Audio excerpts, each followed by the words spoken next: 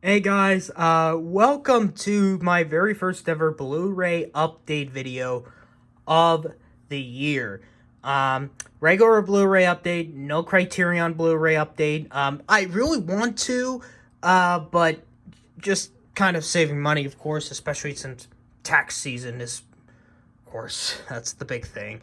Um, yeah, don't like tax seasons. And um so yeah, I have done my first regular Blu-ray update. Not a big haul, but I went to Walmart and Elite Games, one of the places in my area that sells like used Blu-rays. So I've got 3 used Blu-rays and I got 2 at Walmart. I didn't went to Target or BAM. That will probably be for another time. I'm not gonna go and do like an individual one each. I'm just gonna go through them all here. Hopefully all through one take, maybe a little bit of minor edits.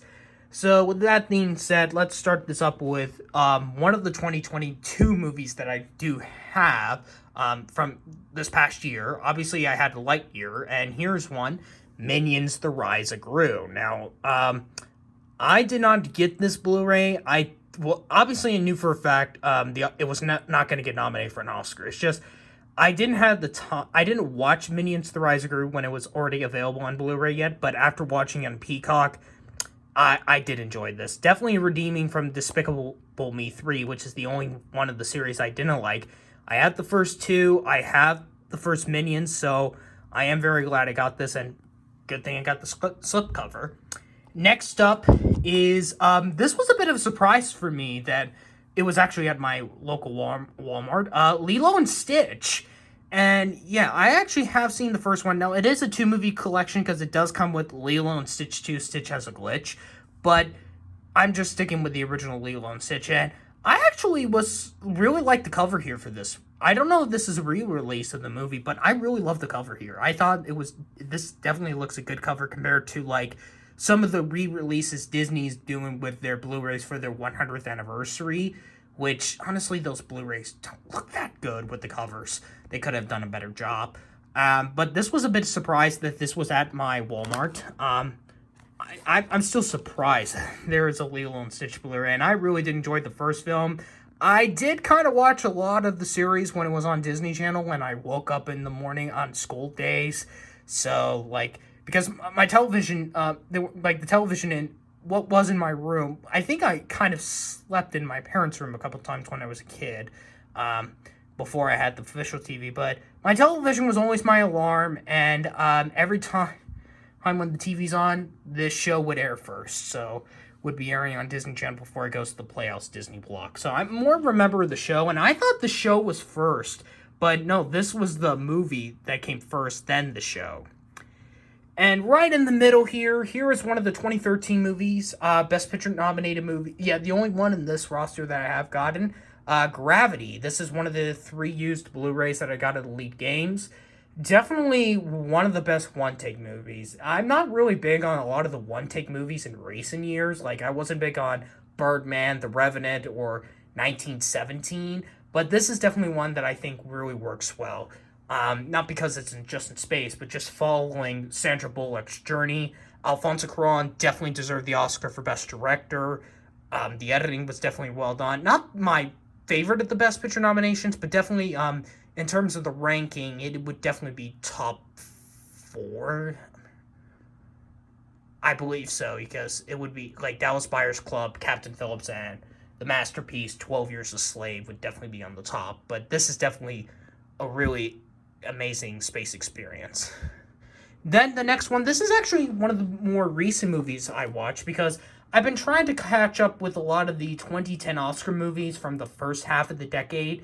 I'm almost nearing the end of almost completing it. And I completed 2014, and this was actually the last one I saw, Inherent Vice, from Paul Thomas Anderson. And yeah, I know that the bottom's a little bit interesting, but cover is just a bit interesting. I will say that, but at least it's not that sexy enough, I would say. At least it's more appropriate. This movie did got nominated for 2 Oscars for costume design and adapted screenplay for Paul Thomas Anderson. And as you might have seen in my collection, I not just have now this, but I also have Licorice Pizza and also Punch Drunk Love on the Criterion collection. And Joaquin Phoenix really killed this role. I think my favorite performance I see from him if we go by the 2010 decade through now. I think this is even better than his performance in Joker. I'm sorry about that. Definitely better than The Master, but I think he really should have been recognized. Even though he got in the Globes, but he should have gotten a little bit more recognition for his performance. And I mean, this ensemble cast here, I mean, seriously. Josh Brolin, Owen Wilson, Reese Witherspoon, a little bit of a Walk the Line connection right there. Benicio del Toro, Maya Rudolph. Man, I completely forgot she's in that. And I know she's Paul Thomas Anderson's wife, but when I saw her in that, I just paused the movie because Maya Rudolph is just not a funny comedian specifically. I didn't care for her in Bridesmaids. Like, every time when I saw her in that and then Licorice Pizza, I just paused it. And even the trailer for Disenchanted, I just paused it because I was like, because Maya Rudolph is just an awful presenter at the Oscars. I mean, with her and Tiffany Haddish, then with her and Tina Fey and Amy Poehler, but the worst with her and Kristen Wiig. Oh my gosh, that was just so awful. I'm glad they didn't have her present last year, but hopefully they don't present her this year. Have her present this year. And last but not least, speaking of 2014, this is David Fincher's Gone Girl. I was kind of divisive if I was going to get this because for me, I did enjoy Gone Girl, but it's like a one and done movie for me. I feel like this could be a movie I would never want to watch again, but I think it would be nice to at least hold it, have a copy of it. And what is so interesting about with David Fincher's Blu-rays when it comes to this, I know with The Girl with the Dragon Tattoo and The Social Network, this is very odd because when I got this, I thought it was like a big Blu-ray, a special, but no, like David Fincher's films feel like they're Criterion Blu-rays. And yeah, I don't know why, but they kind of feel like it. But even though The Curious Case of Benjamin Button, whenever that will be re-released, is on the collection. Like, they really need to re-release Benjamin Button because it's still unavailable on the official Criterion website.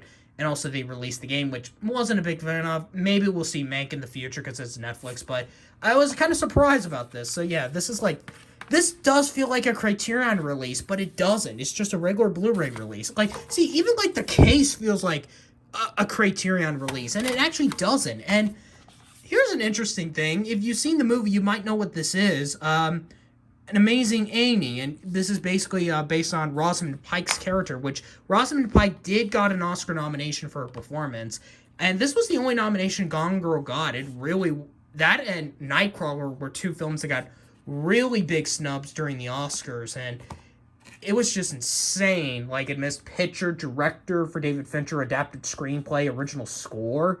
It was just insane of amount of snubs, and that's just crazy that it only got Rosamund Pike. Same thing with Nightcrawler. It only got original screenplay.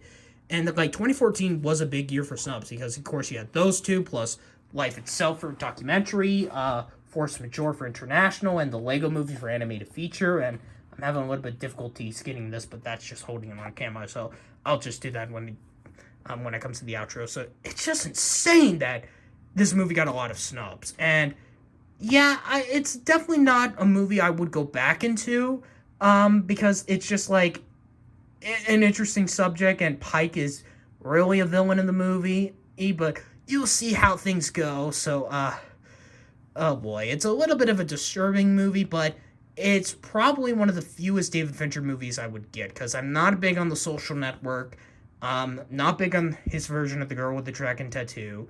Meg was fine, but we'll see if it gets in Criterion soon. But yeah, as of the films I've seen, Curious Case of Benjamin Button is my favorite, although I have not seen Fight Club yet, so I know that's probably the one film I need to see. I know he has another movie coming out this year, if it does, if I'm correct, for Netflix. We'll just have to wait and see. That basically wraps it up. I know this was kind of quick and easy, but I'm currently working on the next episode of Macy's Parade Rank the Songs, as we're kind of a little bit of a break during the award season. So with that being said, if you guys like this video, hit that subscribe, comment up below, make sure you subscribe. If you have seen any of these movies, let me know.